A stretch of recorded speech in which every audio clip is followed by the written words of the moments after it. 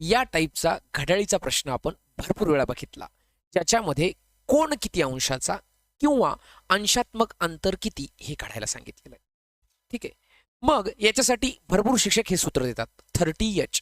आता 30H म्हणजे काय, तर 30चा स्पीड तास काट्याचा आणि मायनस 5.5 m किंवा 11/2 m.